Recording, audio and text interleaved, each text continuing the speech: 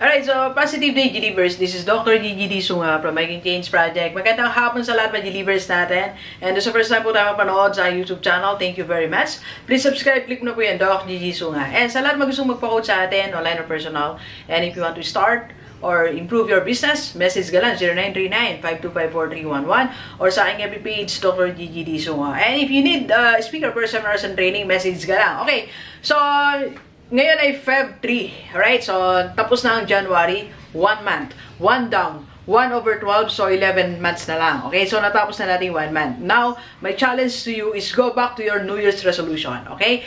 Go back to that visionary board, go back to your drawing board, alright? So, it's time naman ngayon na balikan natin yung mga sinulat natin, whether nasa notebook yan, nasa whiteboard, o kung saan nakalagay. Ano bang nangyari? Sabi nga anyari, di ba? So, what happened? So, samahan nyo ako. I'll be reviewing my own vision board. I'll be reviewing my own target, my New Year's resolution. So, natupad ba? Ano ba yung nangyari? Alright? So, plan 2020 natin. Pinakita ko sa inyo to nung before pa January. Nagsunod na tayo dito. So, I have 11. Nag-add pa ako isa. Alright, so tingnan natin ilan na ba yung nangyari dito. So, business consultancy and management. Ang target natin, 3 clients a month. Pero ngayon, meron tayong dalawa. Okay?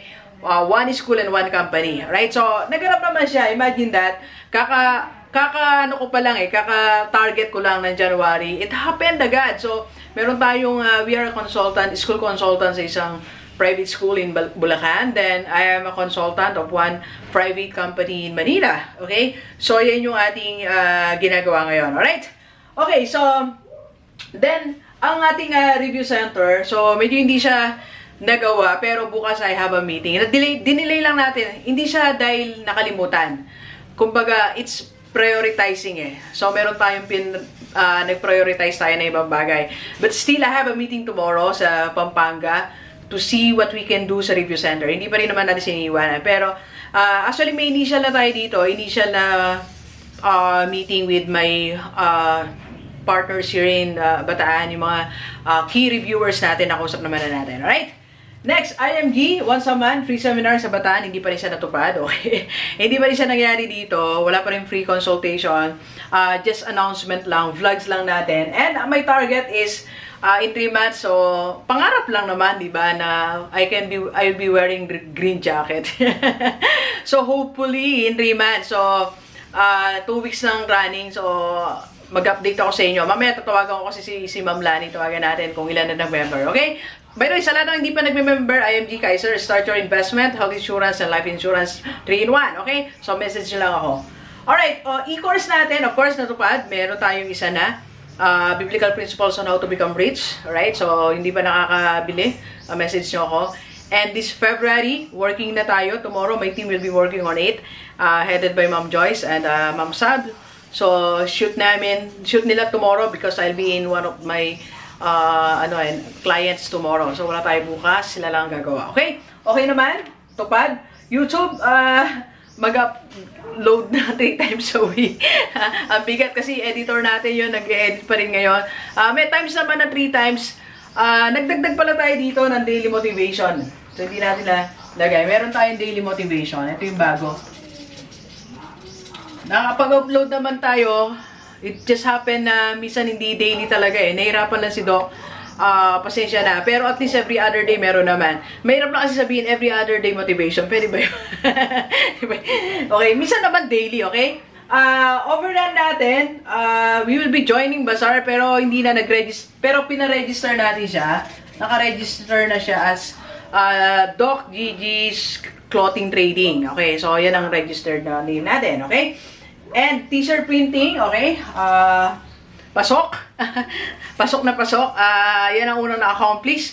First week pa lang ng January, nakabili na tayo ng ang tawag dito, printer, okay? Alright, so home office. Dito yon nagaganap naman yung transaction ko. Kaya lang yung employee kasi nag-back out So, umayaw sa hindi siguro nagustuhan yung ating mga mga offer, di ba? Anyway, so mamaya malalaman niyo na may plano ni Doc, okay? Then master class for speakership and coaching. So meron tayong coaching, may naka-enroll na isa. Ay, dalawa pala. When I say master class po, ito hindi po yung one-time coaching lang. So, ito po yung 1 month, 2 months sila naka-enroll sa akin. So, may natapos na tayo isa, si Doc Krista. Hi, Doc. Tapos na siya. Then, yung isa natin naging class, estudyante last year, ngayon, speaker na siya sa Rex. Okay, palakpakan naman. Yay! So, that's an accomplishment sa atin. So, yung may estudyante natin, nagkakaroon ng career, okay, sa masterclass ni Doc G, okay? Alright, so, what else? Personal online coaching, so ongoing, kanina lang tapos tayo. Kay Ma'am Grace, yan, sa Japan. And mamaya, meron ulit tayo, okay? And GDS training, so may seminar naman tayo twice a month. Actually, this January natupad siya, okay? Thank you. So, isa sa Bulacan, isa sa Bata National High School. Katatapos natin this week, okay? Alright, so, yan. So, may bago tayo, nagdagdag lang tayo sa GDS, yung social media. So, ipapaliwanag natin. So, in other words, in just 1 month, marami naman tayo na-accomplish. Doon may ibang hindi nagawa, pero that's okay kasi we're doing it naman eh. Okay? We're doing it pa. Okay, so GDS Corporate Training, meron lang tayong gagawin. Okay? So, yung FB page natin, ayan, may nagmamanage na ngayon starting today. Kasi nagmamanage tayo ng social media, di ba? So, gusto ko yung social media ko, my FB page specifically, so it will be managed this week mag-start na, okay? So, para alam natin, kasi yan ang magiging isa sa mga services natin sa GDS Corporate Training. One will be we can create your own social media platform. You choose website, page, IG, YouTube, okay? And we can manage any of this platform, okay? Kung saan ka conveniente, sabihin mo lang sa amin, okay? This is to speed up, okay? Yung sales nyo, mabilis at mas tumaas ang sales nyo. The only way talaga is to go to social media. And to do that, you need to create your platform and to manage that. So, we can create and manage your platform under GDS Corporate Training. Alright? Okay, so, yan. So, ito yung mga plan natin this Feb. Okay na? Makakuha tayo ng clients. Actually, may clients na tayo. Managed by one of my team members, sub, okay? So, meron siyang minamanage. Okay, so, yung target naman natin, natutupad eh. Okay? And March, plan ko talaga magka-office ako in Cedar, Pampanga or Manila. That's my big plan. And soon, I'll be moving to Manila. Di natin alam. Babalik tayo. So, tingnan natin.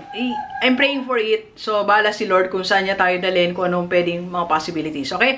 Mahalaga, meron tayong target and we are making some adjustments sa buhay natin. Okay? So, try to review your own target now. Ano nangyari? Kung, Doc, wala pa rin nangyayari, make some adjustment. I mean, baka mas mataas masyado yung level ng yung mga isinulat. Try to break it down sa mga yung pwedeng gawin. Like, baka mamaya pwedeng i-chop-chop mo muna yan, di ba? Halimbawa, you want to write a book. Masyado mahirap yan. Pwede ka muna attend a workshop, di ba? Do an outline. Pwedeng ganon. I-break mo siya into small tasks, okay? Or small activities, right? So, baka kasi masyado siya malaki, okay? Second, baka you need help of other people. Like, baka mamaya you want to, digitize your company pero mahirap sa'yo, pwedeng assistance of other people. You can have another employee, another team, or you can hire us, di ba? Okay? So, and third is, try to see kung hindi nahirapan ka talaga doon sa mga dapat mong gawin, baka meron similar thing na pwede mong simulan. Like, for example, so, nag-start tayo ng social media natin sa corporate training natin. Okay? So, something like that. Okay? So, make some adjustment. 1 month pa lang naman, we still have time. Ang mahalaga, nakatuto ka pa rin. Nakatuto ka pa rin dyan sa iyong goal, sa iyong New Year's resolution. Okay? So, Doc, wala naman akong ginawa eh. Hindi pa ako nag-New Year's resolution. Wala akong drawing board, wala akong vision. Wala. So, you just go. You just write it. Okay? Kung meron kang room sa bahay, maliit na space, you buy your whiteboard, sulat mo. Ito nga, hindi man, sinulat ko lang nga po ito eh. Dinikit ko lang, wala akong mabili na malaking whiteboard eh. Sige, sa ginagamit natin, okay? Sulat mo, then sulat mo rin sa notebook mo. Then everyday you pray, mag-pray ka, sabi mo, Lord, this is my dream. Okay, so, gusto kong gawin to because I want to help my family, I want to have my ministry, I want to help my mission. Laging may why, laging may reason. Okay?